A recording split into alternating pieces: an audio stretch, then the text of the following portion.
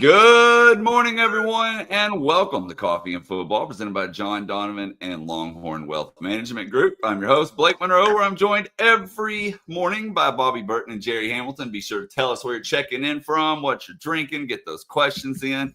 Got a lot to talk about this morning. We're going to be joined by Marcus Myers here in just a little bit as well. But guys, I guess let's just jump right back into Saturday because everyone's still celebrating that one. Y'all's final thoughts to wrap it up. Well, I just want to say this. Hang on. No. Hang on. No.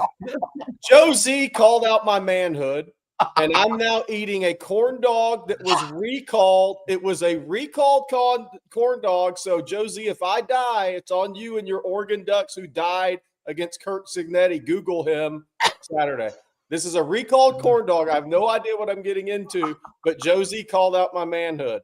You're supposed to throw them away when they get we're going to get kicked off YouTube for this kind of stuff. I have no idea what I just ate, but my God. Hey, I'm still spry from what happened in the Cotton Bowl on Saturday. Hey, Longhorns took it to the Sooners, baby. Arch Manning was in control from the second quarter on. Steve Sarkisian, I thought, called a great game. Kept the OU pass rush at bay, mixing in the run. The Texas offensive line moved some people around. The Texas defense came up with 3 turnovers and never let OU into the red zone on Saturday. And then the special teams, Ryan Niblett with the 75-yard punt return for a touchdown. Look, this is what it's all about, guys. Games like that have a chance to kind of be a inflection point or a turning point for the season after we saw the Texas offense kind of muddle its way through the first 5 games outside of Sam Houston State. They really did muddle their way through it all.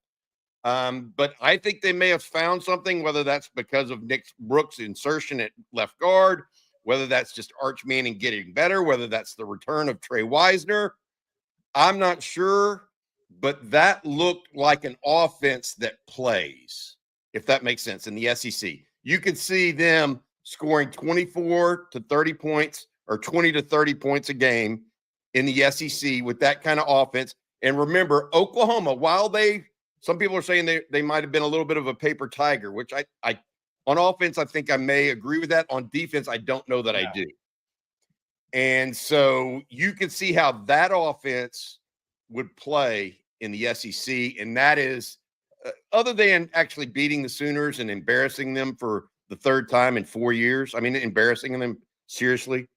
And what is the record, like 106-9 in 3 of the last 4 years, or the points scored? The most encouraging aspect to me, Jerry and Blake and everybody else out there, is we saw an offense that you can build on. And yes, it's 8-22, Chris Phelps, and OU sucks. Period. Here's the thing. We did a number of shows yesterday. We talked about it in a live stream last night. We did a show that Sark owns Venables, not vegetables, Venables. But what is so interesting about the 4 games in the Texas OU series, Sark versus Venables, is how you have to win in the SEC by and large as well. Texas has outrushed Oklahoma.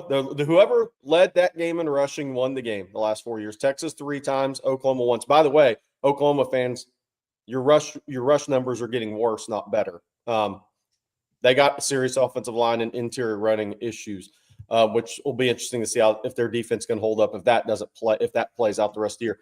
Then Texas has 15 sacks, and Oklahoma has 6. In the 3 losses, Oklahoma Venables has had the Sark. They've had 1 sack, and 0 sacks. I mean, that is a huge number. And then, one of the things that's talked about a lot is it's also just an interesting, from a statistical standpoint, is interesting about the series, the Brent Venables versus Sark 4 games, is, a lot of the talk's been Texas coming out slow in 3rd quarters in recent years. Against Oklahoma, it's different. In the 3 wins, and I know Oklahoma had Davis Bevel one of those years, but in 30, It's been 27-0 in the third quarter and 27-0 in the fourth quarter, 54-0 in the second half of the 3 wins. Even if you count 2023, Oklahoma's 34-30 win, it's 67-14 in the second half. Texas has outscored Oklahoma, Sark versus Venables. And Venables is a tremendous D coordinator and is known for pressure defense. But it tells you that as Texas has effectively run the football, especially as these games moved along, that it's really mitigated Oklahoma's ability to rush the passer because Texas has played in third and shorts and third and mediums. And he knows how to protect the passer against Venables. Yeah. Yeah, and Saturday, 1-1-0 is no joke. Yeah, and Saturday was that because the first 4 third downs of the game, 3 of them were like the average, I think, was 21 yards. Right, there was a 3rd and 30 and a 3rd and 20. It was because Texas was penalizing themselves. Right, after that, it was all third and mediums and shorts. Mm-hmm. And if you can do that, the pass, and because that means you're running the ball effectively on first down, and your offensive line is not putting themselves behind the chains, and you're not putting your quarterback in obvious passing downs, it's amazing how that pass rush is slowed down. It was slowed down to a crawl, Jerry Hamilton, to a crawl. And Arch Manning negotiated the pocket like a magician, and the Sooners went home crying from the state fair. I love it. Absolutely love it. Hey, the one thing I wanted to add before we go to that super chat, and this is the thing, Jerry, that I want you to talk about. Yeah. What we saw from Texas on offense is it can be replicated. Yeah. I mean, can it not? What we saw Texas do on Saturday can be replicated, and it can even be improved upon. Don't forget, there was no Cedric Baxter. Emmett Mosley is just getting involved. Look, Nick Brooks, his first game start or second game, I guess, first game truly starting. We saw him mow some people down in the run game. Arch coming of age. The receivers working back to the ball more on scramble drills. That's something that Rod and Coach Shipley point out. And Coach Irwin, they are working hard. The receivers are coming back. All of that makes me feel like there is a lot of meat left on the bone for this offense, and it's replicable. What they did on Saturday will work against really good defenses. Yeah, and it's interesting because Sark played a little bit of a lower possession game Saturday. He tempoed at times, but they still played a little bit lower possession game. And moving forward, like Kentucky's going to be a low possession game Saturday. And we'll talk about that. Kentucky plays people tough at home. And they're not as talented as they used to be, but they already played Ole Miss the 30-23, and they played Georgia 13-12 last year. Vanderbilt had to win late last year. In fact, Georgia's 2022 team that won the national title only won 16-6 in Lexington. That Kentucky team was a lot better than this one. So teams every year, ranked teams, are playing a touchdown game in Lexington. Kentucky had a week off to try to get healthier. They were the most beat-up team in the SEC on the injury report 2 weeks ago. But, yeah, the offense, I think, look, the key is if there's lessons learned, and what we're looking for is now growth, right? Continued growth. You don't want to be the up-and-down team. No, that's not what you want to be. We're looking for growth. So Florida 2 weeks ago, you didn't answer the bell physically. You come back, and it was definitely one of those circle the wagons weeks. We talked about it. They answered the bell physically and won the line of scrimmage against Oklahoma. Now you have to carry that because Kentucky will be a physical team, right? And if you're in a low possession game, it'll be physical. It'll be a physical game. But there has to be carryover. You love what you saw from Nick Brooks. I think he's got, 2 freshmen on this team Saturday showed some grit, passion, and not that all of them didn't, but outwardly really did on the line of scrimmage. That I think is something to watch and valuable moving forward. It's Nick Brooks at left guard, and it was Lance Jackson at edge, big edge. Those guys showed a lot of passion in their play too, and I think Tony Hills, Rod, all the guys, Marcus Myers will be on. They all talked about it as former players, and that fit with the passion comes to physicality and the rest of it, right? But I'll tell you another thing, Bobby, that was absolutely has to carry over. Texas did not have an offensive line penalty after the first two drives Saturday. No doubt. What you don't want to do is show up in Lexington, you have 9 penalties for 90 yards, right? Yes. I mean, that's got to carry over. And Great point. Again, that's the whole key for me is with this team, the way this team is now hopefully coming together, it's about positivity on first down and playing in the third and short, the third and medium world. And if they can do that and not have the self-inflicted, they did not against Oklahoma, then the talent can take over. But they have to put themselves in a position for the talent to take over. First thing they have to do is get on the flight and say, we're going to go physically whip Kentucky and get up as high emotionally as they can for a game that you won't be as high for as Oklahoma. Yeah, I think they're riding a high right now, Jerry. I do think this team's riding a high. All right. We would like to thank our sponsor before we go any further, John Donovan, President, Longhorn Wealth Management. John was in the Cotton Bowl on Saturday and loved the UT victory. John's a proud Texas X's Life member whose wife and 6 siblings are all UT grads. This family passion is what led John to brand his firm, Longhorn Wealth Management, and dedicated to providing investment, retirement, insurance, and estate planning services and solutions to Longhorn families and friends across the nation for more than 30 years. John wants to offer all OTF fans the opportunity to schedule a free 90-minute private consultation with John to learn how working with a certified financial planner can help you maximize your wealth, minimize your taxes, and ensure your legacy. Call John and the Longhorn Wealth Team, 972-707-4900, or go online, www.longhornwealth.net, to schedule your free 90-minute private consultation. Hook 'em horns from John and the Longhorn Wealth Team, 972-707-4900. All right, we're going to bring Marcus on in just a second, but before we do, I want to wish happy birthday to Q Snipes. Thank you for the super chat. Well, happy birthday to me today. Great weekend, and hopefully this is the turning point to a big second half of the season. Hey, we are entering the second half now. Yep. And happy birthday, Q Snipes. But we are officially entering the second half. We're 6 games in. Texas is 4-2. They need to get going. This is where the money gets made, so to speak, is second half in all SEC teams. No. Yeah. Right, now then, let's bring in Marcus this morning, fellas. Marcus, how's it going? You're muted, Marcus. I pulled a Blake, man. I had to make sure. I know. We got to get you aboard. We're going to get you aboard. Bobby here lately. It's not me. You're right. You got a good streak running. That's my bad, man. But I'm good, fellas. Good to see y'all and great win this weekend. Hey, what'd you think of that, Marcus? I loved it, man. Defense. Yeah, it's exactly what we were talking about kind of all last week. They put together a complete performance. Early in the game showed that they were ready to play. They brought that violence. They brought that intensity. They brought that passion.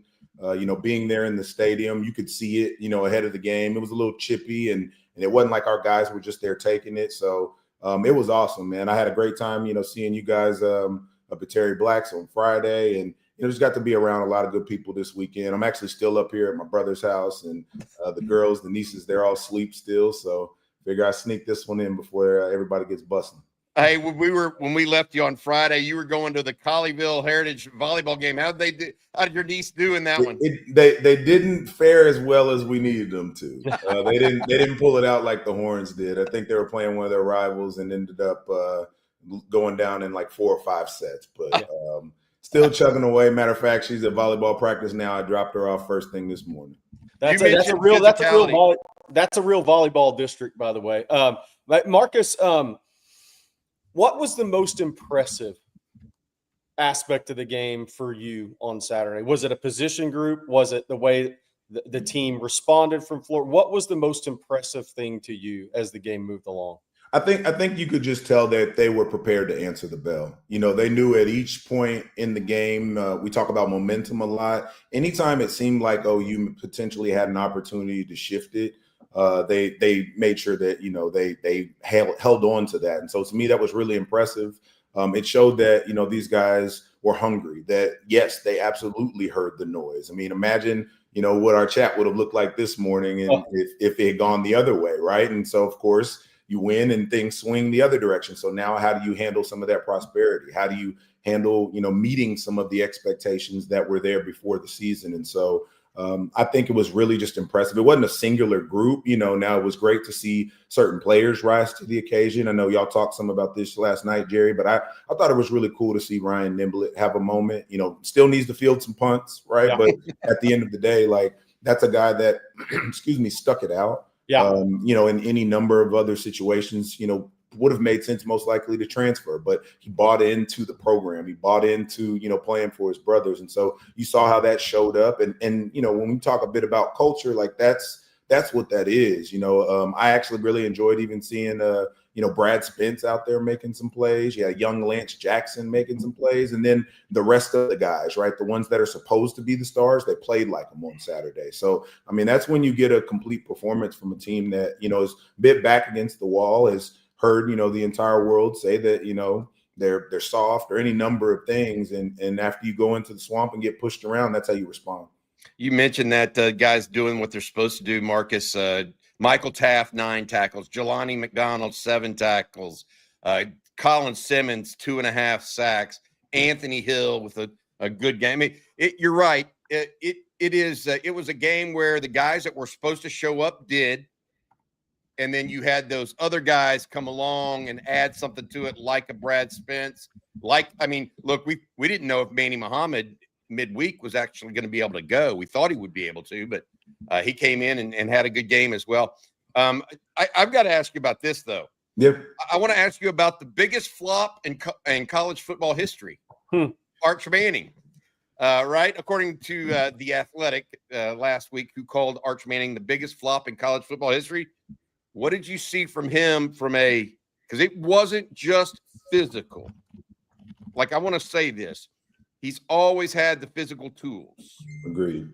It was what we saw on Saturday looked mental to me, if that makes, and that opens up this offense and his career in a different light. You agree with that? Absolutely. I think he took another step, right? Like, again, it was really interesting to hear coming out of the Florida game, some of the continued criticism by our own fans of Arch. Like, I thought he showed really well in that environment.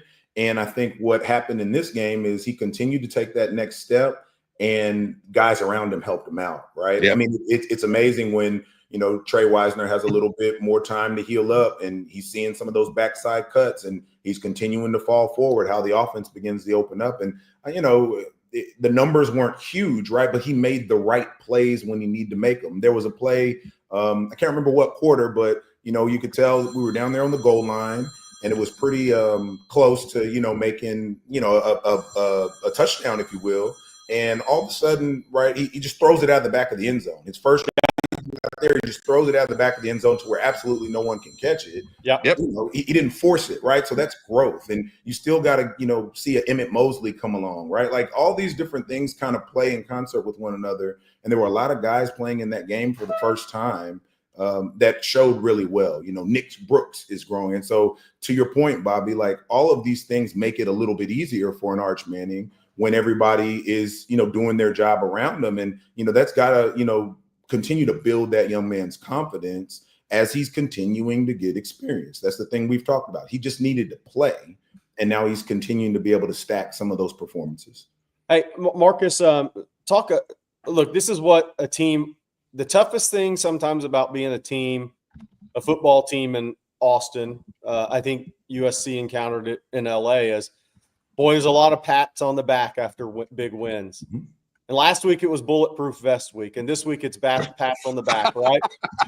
So the carryover and the continued progression is the key. You don't want to be this team, right? And it's going to be tough emotionally to get up for Kentucky the same way you were for Oklahoma. It's human nature. Kentucky is that place. I know we're going to talk about it later this week, but this team's started preparing this morning for it. What are the keys just from the mental standpoint going into Kentucky? Because on paper, they're not very good, but they play good teams within a touchdown every year in Lexington.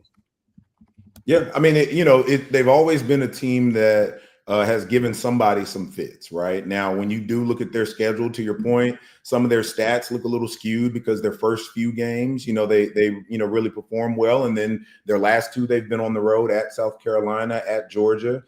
Played against some more formidable defenses that are, much more akin to, how we play ball. And then they had last week off, right? So they've been doing everything they can to get prepared for us. As much as we've had these conversations as well, like this is an opportunity for some of these guys, to really get some good film on tape. So now what you have to guard against is any type of complacency, believing any of, some of this hype that's coming back your way. And that's always a challenge at a place like Texas is you're going to get, really nailed to the cross, if you will, when you don't perform up to the standard. And then when you do, or, exceed it to some degree, well, now you have to avoid, feeling like, okay, you've arrived. And I actually had a chance to, talk to a few guys last week. I had spoken to a class that one of the professors there had asked me to come, kind of talk with. And it wasn't really football, it was more life, but it happened to be a handful of the guys in the game and that made some plays in the game, rather, that were in that room. And we were kind of having these conversations about football and life. And one of the things, I just kind of tried to stress to them is, there was a question about, what do you think about the team's potential? And at the end of the day, I was just kind of like, well, look, I mean, that's on you and how you prepare Sunday through Friday. And then on Saturday, you go out there and cut it loose. And I think that's what we saw this past week. You saw a team that wasn't thinking as much. We've talked a lot about when you're locked in on your assignment, what you're doing, you're focused on, doing your portion of it as best you can and whipping the man in front of you, everything else falls in place. They've got to almost double and triple down on that this week because it's not an opponent that's as easy to get up for right now. At least, I guess to some degree, it's a 6 o'clock game. So, you're not necessarily getting in there and worrying about, a lazy start, so to speak. But that also means that their fans should be a little more riled up. And to your point, Jerry, I've seen some night games, you're just flicking around on the TV, and the last few years you look up, and any given year there's some night game at Kentucky, you're like, well, that one's a little closer than we thought it would be, right? So, I think they are a bit battle tested, in that at least seeing Texas won't be the first time they've seen some good athletes. So I think, it's just going to be on the team to go out there and back to chopping wood throughout the week. Hey, Marcus, I want to take you back and talking about this team going forward. One of the things we mentioned earlier this morning, and I was getting into how much meat is left on the bone on offense. Oh, yeah. You mentioned Emmett Mosley. You have Cedric Baxter. You have all of these things. Trey Wisner's healthy. Arch is playing better and improving. The offensive line, nowhere to go but up. Nick Brooks gives them a little bit different look. Here's the one that I thought was particularly evident on Saturday. Sark and Arch understanding and calling a game that Arch can be in command and in charge of. Those two can grow together. I felt like Sark called the game that Arch could command. And if you want to really talk about making this offense a great offense long term, that's something that has to happen. It's not just to your point earlier, it's not just a collection of individuals and what their long-term potential is. It's about the whole thing coming together. And along with a Mosley added or a Nick Brooks or CJ back, we've got to see that portion grow even more over the season, because that is the first time this year we've seen an offense, I think, that fit the moment and the style of defense that we faced. Well, you see that? Yeah, and I think the best part about that is now you've put that on film, right? So now that you've established that, hey, we can run the ball, and we can run the ball against, a formidable defense. Well, it goes to Tony's point last week. When you go to do a play action, now somebody actually has to honor the run, right? Yes. Whereas before in the season where we were having, these struggles, you can't really do much of that. I think, they sprinkled in just enough. You saw an early play by Jordan Washington. And that's when, I think early in the game, some of the jitters were happening, right? Like it was like 3 penalties in a row on both teams, but then they settled in. That's something else we talked about, being disciplined. They didn't shoot themselves in the foot, all of that. You can win with that. Those are opportunities that you have to continue to build. to continue to gel, and then you can add to it. So I think where we were wrong, I will say where I was wrong is, I have my grassy knoll theories about holding stuff back. I think in reality, I was trying to, read through Sark's words, but again, we've talked in the past about how he doesn't typically sugarcoat stuff. And he said it wasn't so much about holding back as it was being able to add a little bit each week. And I think as they continue to show that they're progressing and being able to handle more of the offense, well, you can do more things like that. And so they played a style of ball on Saturday that allowed Arch to build confidence with each rep. There was just enough runs sprinkled in there. It had some opportunities for him to, get knocked up a little bit, and begin to feel the game, get a feel for the game. And that's what was impressive with me. And then lastly, I'll say too, Bobby, they stuck with the run, right? Like early on, there was a couple of plays where it was like, all right, are we going to go back to, getting away from it all of a sudden? But they stuck with it. Trey began to kind of warm up, get a feel for the game, get a feel for where some of the creases were.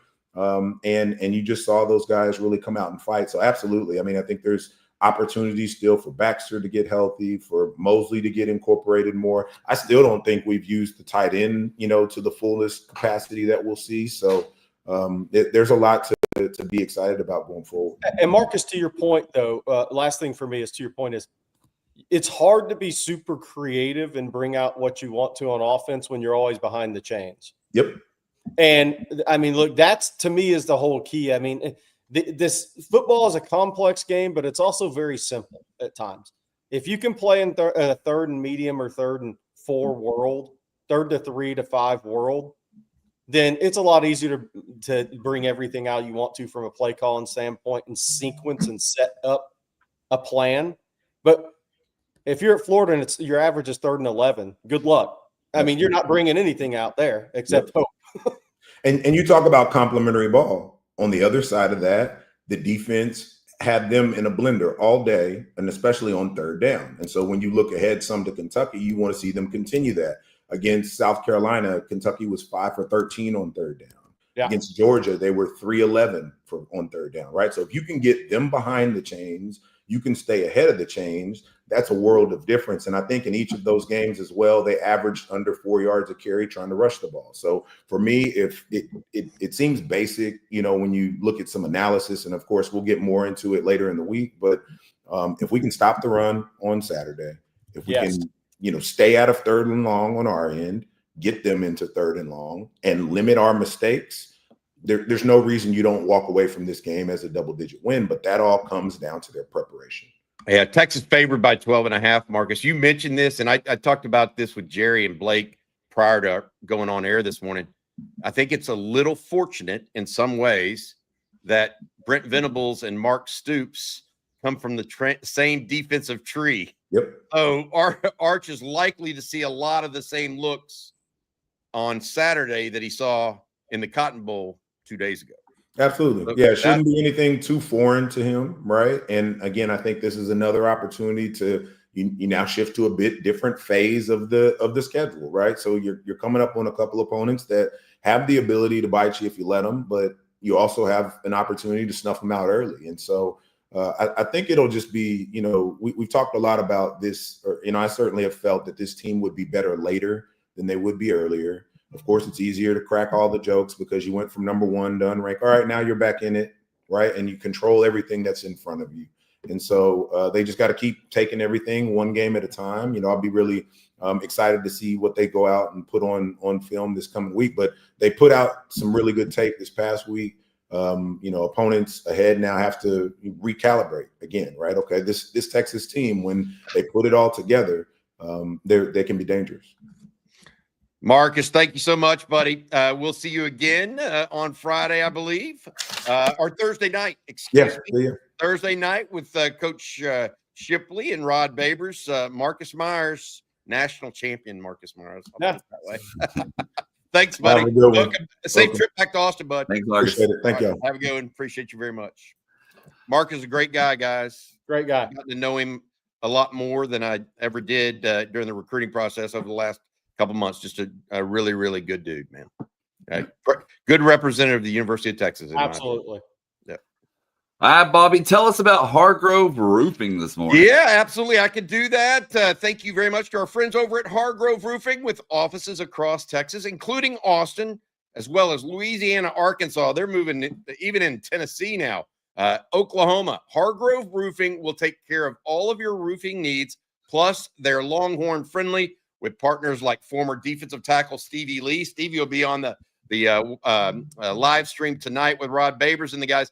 They are the most pro burnt orange roofing company out there. No one wants to turn their home over to a company they can't trust. So call Hargrove today for a free, no strings attached roof inspection. 512-645-3202 if you're local there in Austin. Again, that's 512-645-3202. But they have offices across the state. Please tell them On Texas Football sent you. I will add this. They are also a sponsor of the women's volleyball team in Gregory Gym. I saw their signage up there like Adam Lowy is. A lot of our guys are also sponsors of the Longhorns, so we appreciate them very, very much. HargroveRoofing.com. And Jerry, I'm going to let you tell everyone about Ridge Wallet as well. I can do that. This is the best wallet going, right? I mean, how annoying is it to have all your devices that have different charging cords, your phone, your headphones, your watch, your Kindle, all different. Honestly, it should be illegal. How is it we have AI robots, but still travel with 5 cords tangled up, right? Well, those days are over. Thanks to Ridge, just like Ridge revolutionized the wallet, Ridge has now changed the game for portable charging. Ridge is also not just the best wallet, but has a 5-in-1 travel power bank, has built-in cables, and lets you charge all your devices at the same time with just one power bank and no extra cables. Man, that sounds great to me. Those Ridge power banks, now it's more than just the Ridge wallet. It has a MagSafe compatible wireless charging, so you can keep it magnetically attached to the back of your iPhone if you want some permanent juice as well. And the newest iPhone just dropped, so make sure you pair it with a power bank that actually keeps up. Like everything Ridge makes, it's built to last with free shipping and a 99-day free risk trial and a lifetime warranty. This is the last power bank you'll ever need. Again, those things look good too. They're available in matte olive, base camp orange, matte black, a design that doesn't scream, "Hey, I bought this at the airport." They come with an LED charge status indicator that displays battery and charge levels at a glance. One thing to pack, 5 ways to power. You can find Ridge's power bank at Best Buy, or our listeners can get 10% off Ridge.com by using On Texas at checkout. Just head to Ridge.com and use that code On Texas, and you're all set. After your purchase, they'll ask where you heard about them. Please tell them it's the school that owns Brent Venables.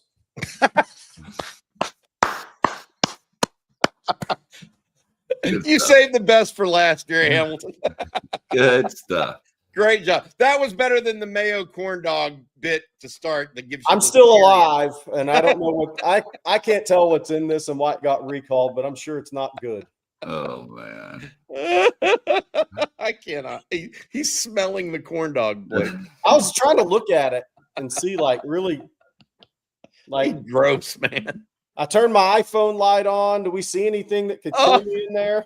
A little bit of mayonnaise. That's about it. I don't know. I hope I don't die. I hope you don't either, Jerry. Yeah. That goes without saying. I think there would be some disappointed people if that occurred, Jerry. Longhorn Frenzy 1 with Super Chat says, I was listening to the OU podcast with Lehman. He said OU couldn't get it done against possibly the worst team that Texas will have in the foreseeable future, and that's telling. Yeah, I listened to that yesterday. Bobby. Yeah. I listened to it actually. I watched. My wife was listening. Was in the room when I was listening to it. She's like, "What are you doing?"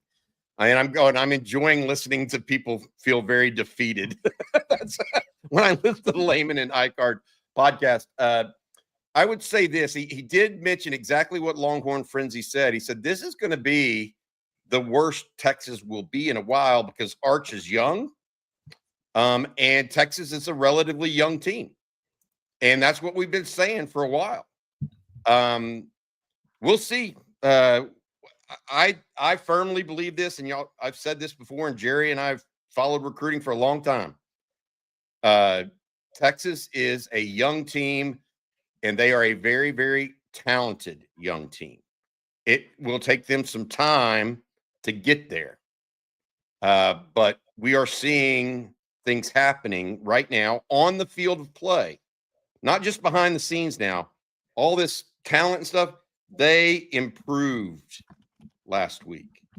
There is still more improvement to go on. And that's one of the things that Jerry is harping on right now that I agree with 100%.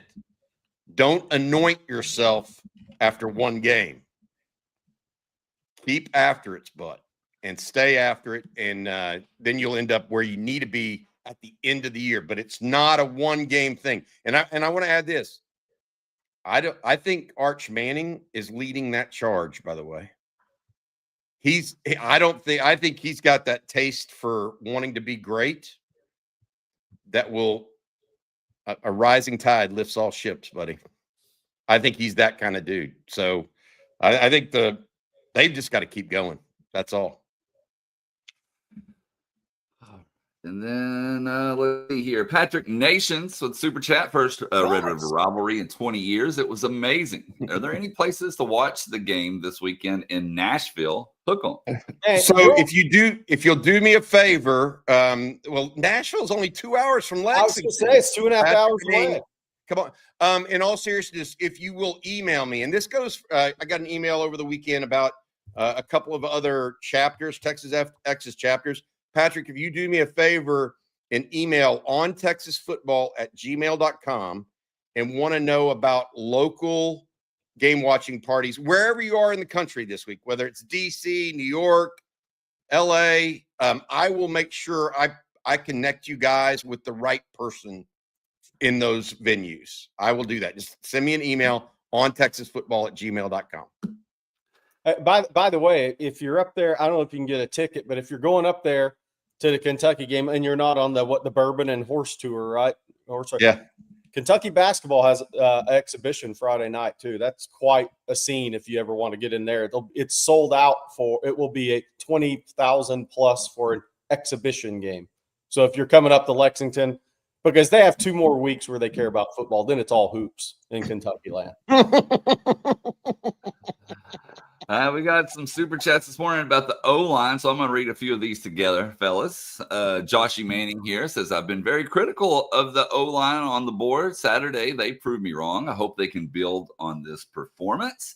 And then we have one from, if I can get my mouse to work. Let's see here. About DJ Campbell from Tanner. Tanner says, morning, fellas. Great win. I love the fight, energy, and passion from DJ Campbell. Please recruit more nasty O linemen. Hook them.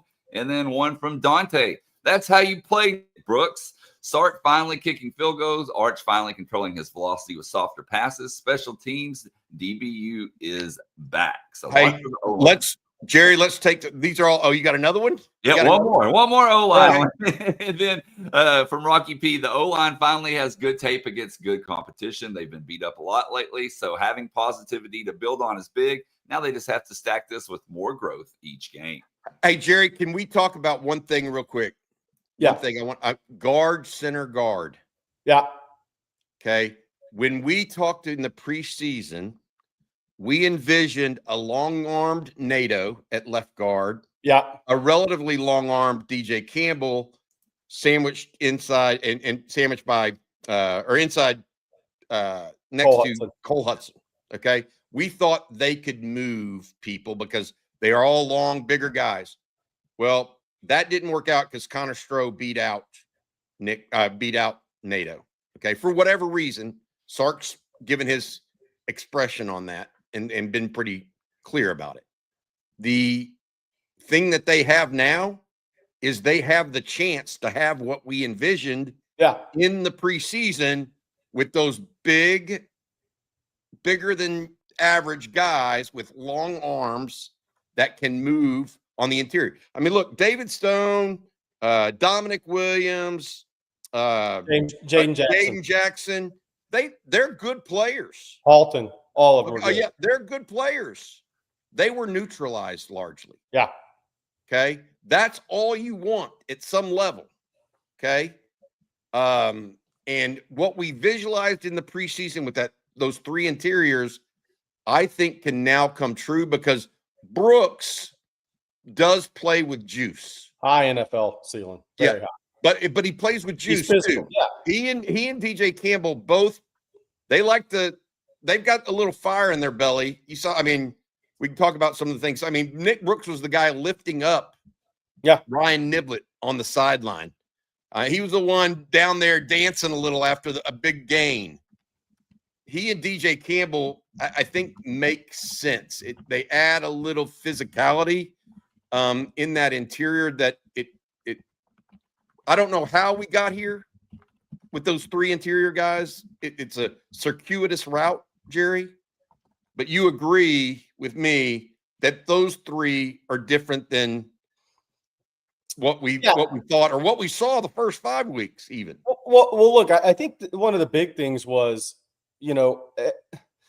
coming out of spring practice, anybody you talked to said Nick Brooks is a future first-round pick. And then what happened after the spring game happened, and that set him back. Yeah. Now, whether that was at guard or tackle, was that a DUI? Is that what that was? Yeah, yeah, and that set him back, right? And he is one of your top 4 offensive linemen in this program. He is a mover of people. He is the biggest guy. He is athletic. His move from Iowa to Grayson his senior year was absolutely huge for him because every single day in practice he went against Joseph Mbaktu or Allen, the freshman edge at Georgia Tech, who's a tremendous natural pass rusher, or a couple other D1 guys, Grayson. He literally went against Division I guys every day in practice, and I think that helped him get better. He lost 30 pounds. It helped prepare him. But Nick Brooks is a very, very talented baseline talent. He probably has the most baseline talent of any lineman they have. And that doesn't mean Trevor Goosby is not going to be a really good draft pick, right? But Nick Brooks is just blessed in ways physically with his feet that some other guys there's very few that are blessed that way. It is what it is. There's a reason Kyle Flood went to Iowa to recruit the guy. And Georgia went to Iowa, and USC, they all went to Iowa to recruit the guy. But they put that together. DJ Campbell, I wanted to say that this was his last Red River game. Yeah. That has meaning to those guys. So look, it was probably Anthony Hill and Manny's last one too. And that game, people have asked about recruiting. That game matters in recruiting the Dallas kids still. Recruiting's different nowadays. It's so transactional, and it's not so much about wins and losses and all the things we've talked about 10 years ago. But that one game, I still think really matters. And it's why Sark mentioned it after in the post game, recruiting DFW guys, because I do think that game matters in recruiting in DFW still, maybe more so than the other game Texas plays on a schedule. That game has meaning because all those kids that grow up in Dallas, they do go to that game, and they've been to that. Like this, John Turntine told me when I was at North Crowley Tuesday, this was going to be his 3rd Red River game in a row. These kids grow up going to that game. So that game still has meaning to them. And what did Sark say? And what did Sark say in the post game after Manny Muhammad, Anthony Hill, Trey Wisner had such good games? He said, "What does it mean to me? Recruit the Metroplex more." Yes. Yes. This from Jason Hablinski, Jerry. And there's some truth here, Jason. So I'm not trying to. Can we be honest? The O-line still wasn't great, but the schemes actually helped. Lots of pressure and negative plays. Yes, it was not. We're not saying great, but compare it to what we saw against Florida. What we saw against Florida was an outright turnstile of an offensive line and no run game. So maybe the scheme helped. Maybe Trey Wisner's return really helped. But I also think you're starting to see a more imposing offensive front physically now. I mean, look, Brandon Baker is improving. He did not have a single penalty on Saturday. Yeah. Trevor Goosby is I mean, and DJ Campbell, one last thing. Talk about passion in his last Red River game, Jerry. Y'all see him out there hobbling? He almost tapped the helmet. You could see him on video almost tap his helmet to come out. And he thought about you. It's almost like you saw it in his head. He thought about it and goes, "Oh, no, I'm not going out. I'm going back in.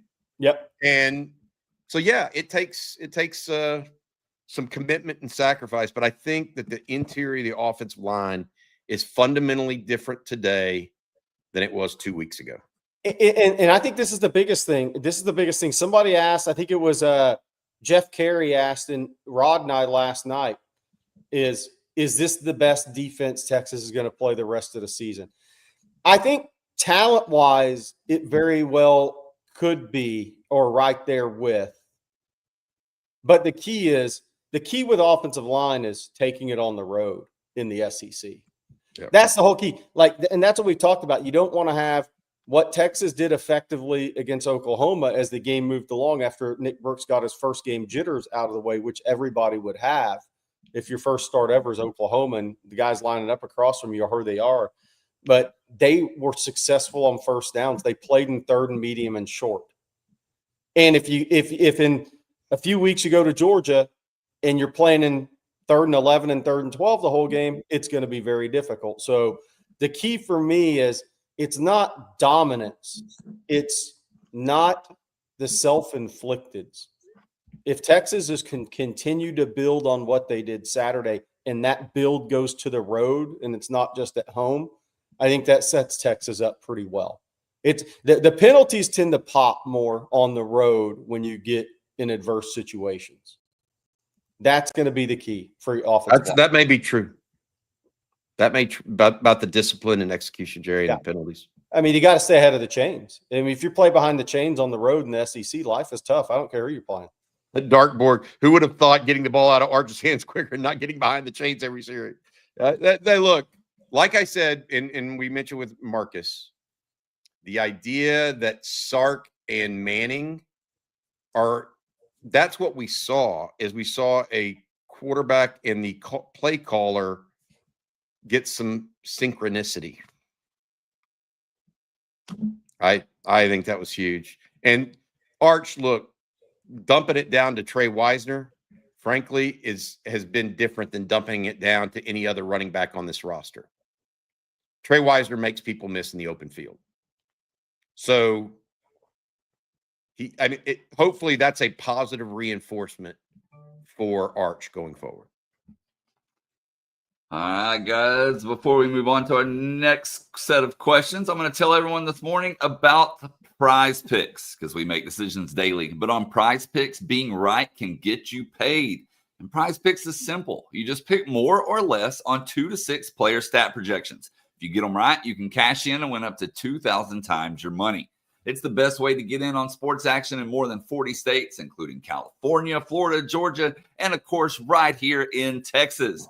And it's Monday, so that means Monday Night Football. Tonight, I have Bijan Robinson to score at least 1 touchdown, Josh Allen with more than 34.5 rushing yards, and Caleb Williams to have less than 234.5 passing yards.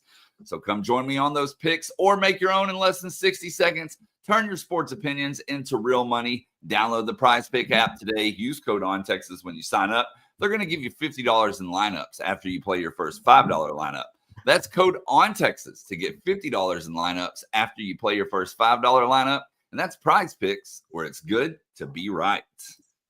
And Jerry, I'm going to let you tell everyone about Vaughn Lane as well. Absolutely. This fall, you've got places to be. Texas football at DKR, the Red River rivalry last week in Dallas, NFL and Sundays in Houston and Dallas, plus ACL Fest, an Austin F1 race, all those places you go. Why waste hours at the airport or stuck behind the wheel? With Vaughn Lane, you'll walk into a hotel terminal, check in within minutes, and you're on board. No TSA, no hassle. Settle into just one of the 22 oversized first-class seats. Stretch out, recline, enjoy complimentary Wi-Fi, snacks, and drinks. Want a beer or cocktail? They've got you covered. Travel is open now through December, so book today for game days, concerts, or even Thanksgiving and Christmas trips. Visit VaughnLane.com and use code OTF25 to save $20 on your first ride. Vaughn Lane, private jet on wheels. We saw a number of Texas fans at Bobby's Saturday that took Vaughn Lane from Houston or from Dallas or for Houston or Austin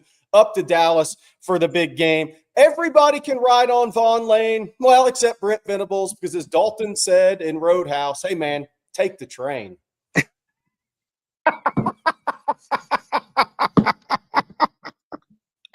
Oh man, just keep loading it up, Jerry. You're welcome to read any of these. Dalton Hey. told the bartender to take the train, man. Take the train, Venables, not the Von Lane. Oh boy, I thought I got a text from some guys that were having some fun on Von Lane going back to Houston on Saturday. That was a great text to receive. It was fun. We got a couple of super chats this morning about the freshmen, fellas. Jay Pavilla 13 says even non-contributing freshmen will really engage. That's a culture win. But then on the flip side of that, Jabo says, I'm a bit on edge about how our freshmen will respond after this high. Do you think my worries are valid? He asked. I don't think, first of all, the first super chat's correct. I do think that a number of freshmen, hey, look, Grayson Littleton, Nick Brooks, and Lance Jackson right now are your top 3 freshmen, right? Playing. So they've actually, like, Brooks and Littleton are starters, period. Jackson is playing meaningful snaps the entire game. So those 3 have kind of come forward. Cade Phillips is on every special teams. I don't know if y'all noticed this, but I think he's close to breaking through. Like, Kobe Black did not have a lot of snaps on Saturday. I'm not saying Kobe Black's, in the doghouse. I don't think that's the case. Warren Roberson had more snaps than Kobe Black. So I feel like there's something there for Cade Phillips. James Simon thought he ran better than both Christian Clark and Jarrett Gibson on Saturday. So I think there's some guys, Nick Townsend and Amari Winston are in the game plan, right? But Texas has enough upperclassmen that I'm not worried about how the freshmen are thinking right now and getting the big head.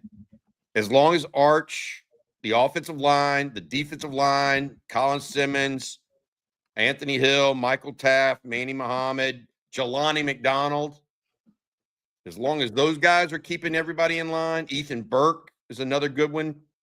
I think that's a culture guy. I'm not worried about leadership and the freshmen falling out of line. There's enough upperclassmen. They're not old. There's enough upperclassmen to keep that from happening. Jerry, any other freshmen you can think of? I mentioned Cade Phillips. I think he's close to breaking through. We mentioned Winston and Townsend, Simon. I mean, Dalen McCutcheon is going to. Yes. Yeah. Now with Mosley back, that limits his snaps a little bit, right? I mean, Nick Townsend, Emory Winston, they all played. They're going to play, I think, in every game. So yeah, I think those are the main guys. Look, I still think we'll see Jonah Williams in some capacity as the season moves along. He's too talented. And I'm not saying it's safety, but I'm saying more so somewhere as the season moves along. He's too talented not to get on the field. Hey, I don't even know if he's a true freshman or a sophomore or a redshirt freshman or a sophomore now, but we also saw Xavier Filsami. Yeah. See more snaps in this game than normal. So the young nickel, by the way, nickel, Jerry. Yeah. I'll say this: the young edge guys are really good players. Like Zena's going to be really good. Oh, he played well. Zena's looked really good in the red shirt role. So, yes. Marcus said you can only travel 74, which is a good point there. So that I think this is the thing you talk about later in the season. The toughest thing for the freshmen now is not bringing it now to a Kentucky game and being part of the team. It's the guys who are staying at home, staying engaged. The guys who don't make the trip staying engaged more than the guys that are making the trip. This is where the development part and kids' mindsets are really big, but that's something for another day. Sharma, Charles, those kind of guys, Jackson Christian. Yeah. You need the big guys to be engaged so they don't lose their growth trajectory, or they don't stall it out, I guess is a better way to put it. Not necessarily lose it. All right, let's see here. Our next super chat this morning, we actually have a couple about running backs. First, Trills Mac wants to know, when will CJ Baxter return? And then kind of on the recruiting side of running backs, Chris King says, do we have a Jamal Charles running back or are we recruiting one? I think we're missing that burner or breakaway speed running back. Well, I think you may never see another Jamal Charles level guy at Texas. I mean, that may be your one. Yeah. I mean, and I know what you're getting at, but those guys just aren't around very often. Yeah, look, I mean, Derek Cooper was at the game Saturday. Obviously, there was a number of guys at the game Saturday. What did he run? Hey, Jerry, what did Derek Cooper run? He's a 10.7 guy, 10.75 guy at 205 pounds. I mean, he's a big guy with speed is what he is. He is the running back in this class. Now, shifting forward to 27, I think they're very much an evaluation process in 27. So I think there's a lot of true evaluation and not many decisions made in 27 right now on players. I will say that. I mean, these junior seasons are huge for these kids. And obviously there's some kids that pop up, people ask about that are having big years. But as far as a guy that was a 10.3 guy or 10.2 guy and one of the best hurdlers in the country with that speed, I'm not for sure you ever see one of those guys again in my years doing this. I mean, I don't think that's a given. So we'll see on that. But I think Texas I think the key in the SEC for them is big guys that can move. Big guys that can move. Look, Georgia won 2 national titles with the guys that ran 4.65 at the NFL Combine, by the way. There's more than one way to get this thing done. Yeah. When Trills Mac asked when will CJ Baxter return? It could be as soon as this week. But I want to emphasize 2 words: could be. Not the will week of be. practice is the key. Yeah. So understand that could be. He was at the game on Saturday on the sidelines in street clothes. So we'll see. And then on the flip side of the ball here, a lot of people happy about Brad Spence this weekend, or this past weekend. William Nish here says, can Texas find a way to keep Brad Spence on the field more? He was making plays on Saturday.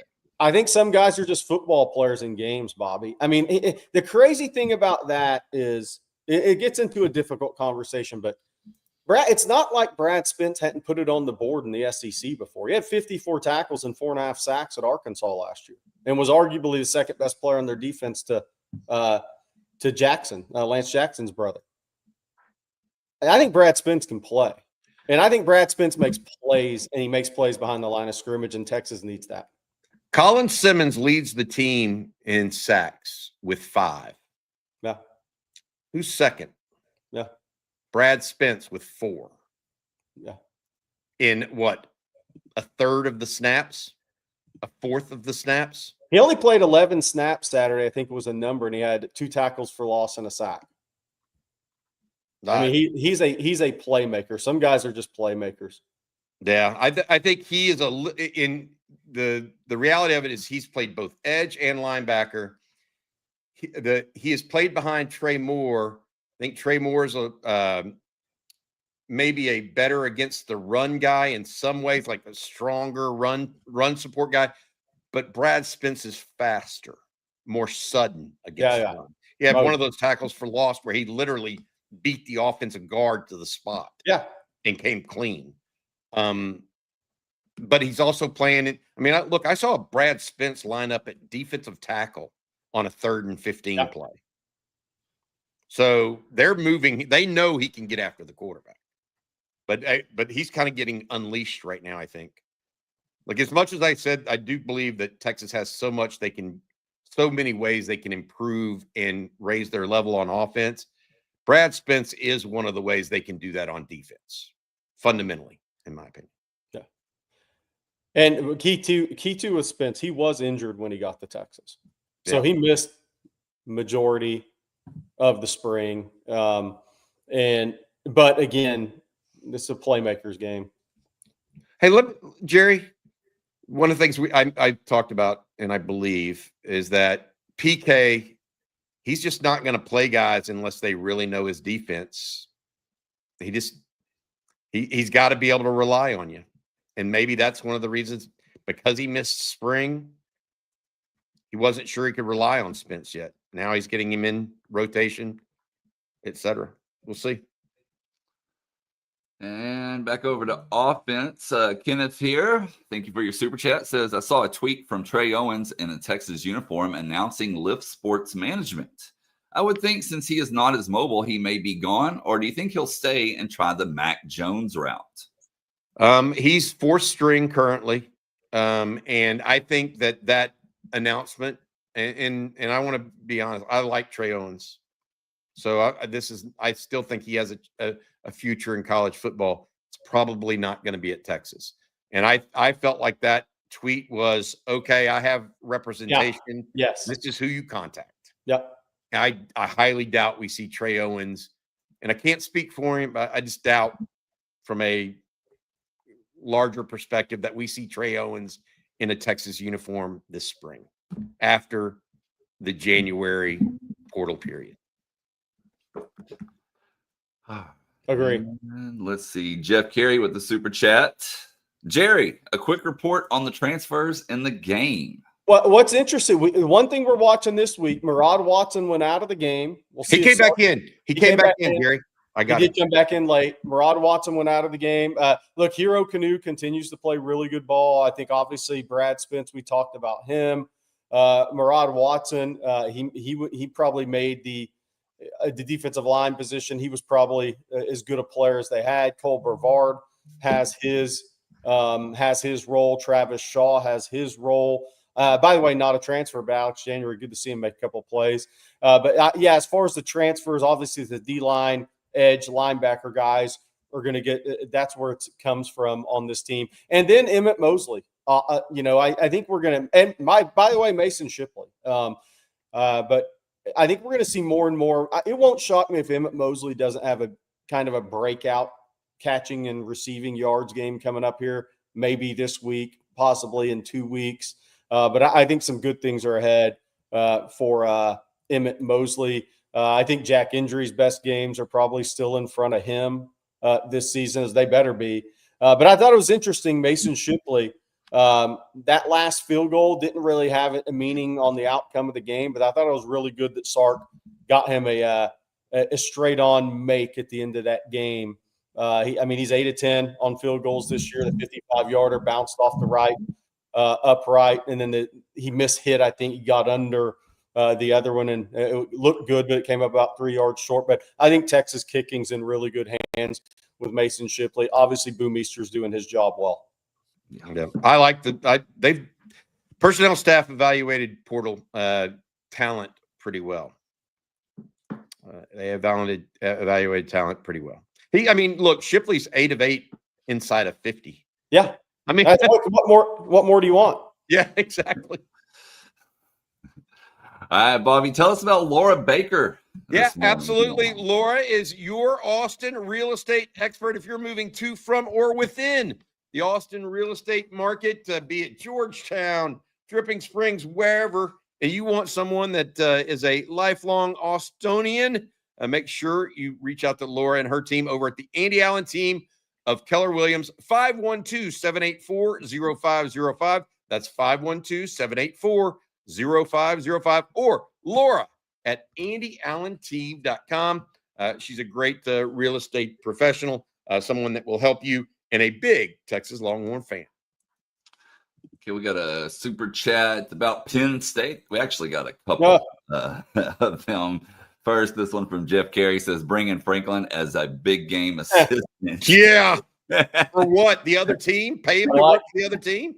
Hey, look, if I said this last night, if I'm James Franklin, I'm going to buy a house in Lauderdale or Jupiter or Blue Mountain Beach in the Panhandle, and I'm going to take my money and I'll go be on TV. Why? Why would you go there when you go to like Maui? No offense. Nah. Hey, I want to say that. Did you see the SEC shorts this week, Jerry? No, I did not. Yet? Oh, it's awesome. It mentioned the James Franklin buyout, $49 million. The guy goes, $49 million buyout for James Franklin, and then it immediately pans to the Aggie, and he goes, "Oh, amateurs." Yeah. $75 million. But hey, look, if I'm James, the crazy thing about James, we have a thread on Coaching Carousel, and the James Franklin news, and it's a great thread on ontexasfootball.com. You guys go jump in. It's a great conversation. But James Franklin can't get a better job than the one he just got fired from. So he's got some real tough decisions to make. Does the ego make you coach again? It's hard to get fired once and leave. It's much easier to get fired twice and leave. But he's got $49 million coming to him. $22,000 a day. And the one thing he can't do is get on TV and talk really well about the game. That's what I would do if I were him. But these guys tend to want to go coach again and prove it once. I mean, Mac did that, and he got told to leave at North Carolina. It's oftentimes it takes two before they walk away. Jerry, the figures are stunning and staggering. He gets $22,000 a day. Yeah. A day for the next 6 years. Man. I mean, $22,000 a day for the next 6 years. I mean, I said Maui. I mean, maybe he should go. I don't know what he can buy an island next to Kenny Chesney. I mean, yeah, there you go. Go buy one of the Keys. if he just invests half that in quantum computing, he'll be a billionaire in 10 years. But that's another discussion. Hey, by the way, James Franklin, Penn State is going to be interesting because, and I said that, and I know people disagreed with this, but that guy did do well at Penn State. He just didn't get over the hump, right? He won Rose Bowls. He won Fiesta Bowls. He won 2 playoff games. He did a lot.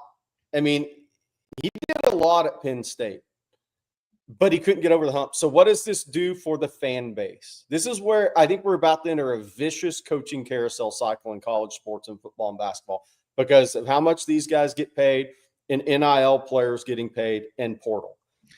The next hire is going to have truly unrealistic expectations because the fan base is like, oh, we just got the guy to put us over the hump what James couldn't do, realizing the odds are still stacked against that happening. So that guy could go 11-3 and make 2 playoffs in 4 years. And if he doesn't get close to a national championship game appearance in 4 years, they're going to want him gone and moving on to the next guy. Because James did some good things at Penn State, and now they think that guy's going to get him over the hump, and it's far from a guarantee. I agree with you. Should PSU players transfer, who would you try to pursue? They've got a receiver that is a big play dude now. And I'm sure they've got linemen out the wazoo. I don't know them all, AR. Yeah. With your super chat there. I would say this, just from what I'm hearing behind the scenes, Matt Rule, who played at Penn State, is expected to be the leading candidate for that job because he knows the AD really well. And what a blow that would be to Nebraska, in my opinion, who's finally looking like they picked themselves up off the floor after 10 years. And I mean, look, Texas thinks they had a bad 10 years in the 2010s. Nebraska was 2 times worse than Texas in the 2010s. And they were brutally bad. I mean, they didn't do it. Would they miss a bowl game 5 consecutive years? So, but I think that Matt Rule makes a lot of sense there. That opens a Nebraska job that could have some intrigue for certain Texas players. Oh, Matt Rule is the leader in the clubhouse right now, Blake. What is that? Followed by Bill O'Brien at plus 400, Signetti at plus 600, and then Lane Kiffin at plus 800, Manny Diaz plus 1,000, Urban Meyer plus 1,200. So there's your top 6 according to Vegas. You cannot tell me they want Bill O'Brien back. No. Do people really do that in life? No. Matt Rule's interesting because, and I think Matt Rule is a good coach, solid coach. Are they going to hire somebody from the Sandusky Paterno era? I mean, that's interesting, 1. But 2, you normally go for an offensive coach after not being able to produce offense in games. But I'm here to tell you, if it's a Penn State, if it's Florida, I'm going to and this doesn't mean Marcus Freeman's going to win a national title at Notre Dame this year. I just think the guy's a bright young coach that's putting it on the board. If I'm Penn State or Florida, I'm going to Marcus Freeman saying, here's $13 million a year for 10 years. You want it? And then I'll move on after that. But if If I'm Penn State, that's the first guy I go to. And I say, hey, man, here it is. You want it? And if he says no, okay, then let's move on about our process. But I think Matt Rule's a good coach. I'm not starting my search with him. I'm starting with Marcus Freeman at one of these power universities. And the thing with Penn State, I don't think Marcus Freeman would take Penn State. I'm not sure he wouldn't take Florida though. But I don't think he'd leave Notre Dame for Penn State, but I'm at least making him say no at a big price. I don't think Marcus Freeman and Penn State are a match. I don't either, but I'd still offer him a big lump and see what he says. If he moves, he's going to move south. I think so too. Or Ohio State someday, because that's his alma mater. Signetti, how is Signetti not number one? I think that Signetti wants to move south too. Oh yeah, where there's more access to players. And he's he's about to be 65, right? Yeah, he's an older guy. I'll never forget. I told Jerry this story. I knew Curt Signetti back when he was the recruiting coordinator at Pitt. I first talked to Curt Signetti like in 1994 or 1995. He's and by the way, what he shows on TV, he has always been that way. So I'll let y'all know. That is not a gig. That is who he has been. All right, Bobby, tell us about Longhorn Wealth Management one last time, please. Yeah, absolutely. John Donovan, president, Longhorn Wealth Management Group. As a proud UT alum, John served for 15 years as a Dallas, Texas Exes chapter board member. Man, they put on a show this week, by the way, the Dallas, Texas Exes did with all of the different events, starting with the golf tournament to the pregame tailgate to the bash before the clash, etc. John is now helping lead the build out of the Collin County Texas Exes chapter. John wants all Longhorn fans in Collin County area to come to the official Collin County game watching party for the Texas-Kentucky game this Saturday at Dirty Birds in Plano with kickoff at 6 p.m. John also wants to inform all OTF fans that October is National Financial Planning Month. So if you want to meet with a CFP to initiate a financial planning process to get a second opinion on your current plan, John's offering a free 90-minute private consultation to help you evaluate and identify opportunities to develop and secure your own financial future. Schedule a free 90-minute consultation with John and his team to learn how to maximize your wealth, minimize your taxes, and secure your legacy. You can contact John 972-707-4900 or go online, longhornwealth.net, to schedule your free consultation today. Hook them from John and the Longhorn Wealth Management team. Thank you, Bobby. And we got a couple more super chats regarding coaching searches. Darkborg says, why isn't Matt Campbell on anyone's list? And then Sugarcane Daddy wants to know, what job is Arbuckle going to take? Arbuckle maybe he gets the head coaching job at Oregon State and Mateer goes back to the West Coast with him. Maybe he gets none because OU goes 6-6. Yeah. He's holding his quarterback. What about Matt Campbell? I think he's got a big deal, didn't he? Yeah, he did. But look, at some point, Matt Campbell is he's a very loyal guy, and you give him credit for that, right? But I mean, if Penn State knocked on his door, how would he say no to that right now? I think what's interesting is I do think he stayed at Iowa State too long. It's interesting. He's very loyal there. Does rev share, does that give him a better chance? Well, you're not going to have what Texas Tech has. So what's your chance? You better go somewhere you have a real chance. And at Penn State, you have a real chance.